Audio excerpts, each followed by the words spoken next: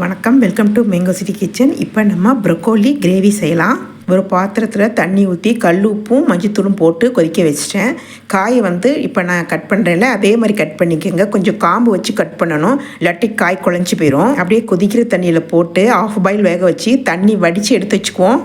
ஒரு வடை சட்டியில் 4 ஸ்பூன் எண்ணெய் போட்டுக்கிறேன். சின்ன ஸ்பூனாக அதனால 4 ஸ்பூன் போட்டிருக்கேன். சோம்பு, பட்டை 2, ஏலக்காய் 1, கிராம்பு 2, பிரிஞ்சி இலை 1, கருவேப்பிலை கொஞ்சம் போட்டிருக்கேன். இருக்குன்னு வெங்காயம் ஒரு கைப்பிடி போட்டிருக்கேன். சீரகம் பவுடர் விட்டு போச்சு, அதை கொஞ்சம் போட்டு விட்டுட்டேன். அதையும் போட்டு நல்லா பரட்டிட்டு கல் உப்பு கொஞ்சம் போட்டுக்கோங்க. போட்டு பரட்டி மூடி வச்சுருங்க.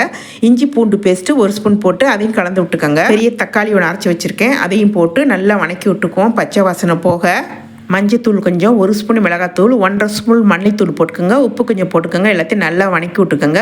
உப்பு கொஞ்சம் கொஞ்சமாக போட்டுக்கிட்டு வரேன், அதனால் பார்த்து போட்டுக்கோங்க கவனமாக. மட்டன் குழம்பு பொடி 1 ஸ்பூன் போட்டு நல்லா வணக்கி விட்டு மிக்சி ஜார் கழுவுன தண்ணியை ஊற்றி கலந்து விட்டு மூடி போட்டு நல்லா கொதிக்க விட்டுருங்க. கெட்டி தயிர் 2 ஸ்பூன் போட்டு நல்லா கலந்து விட்டு மூடி போட்டு நல்லா கொதிக்க விட்டுக்குவோம். இப்போ ப்ரொக்கோலியை போட்டுக்கலாம்.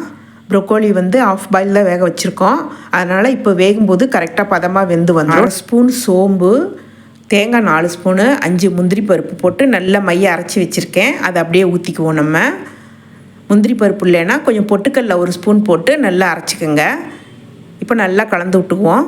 இன்னும் கொஞ்சம் தண்ணி ஊற்றணும், அதனால் நம்ம என்ன பண்ணுவோம், மிக்சி ஜாரை நல்லா கழுவி ஊற்றி விடுவோம். இப்போ வெந்து வரும்போது கரெக்டாக இருக்கும் எல்லாம் பதமாக.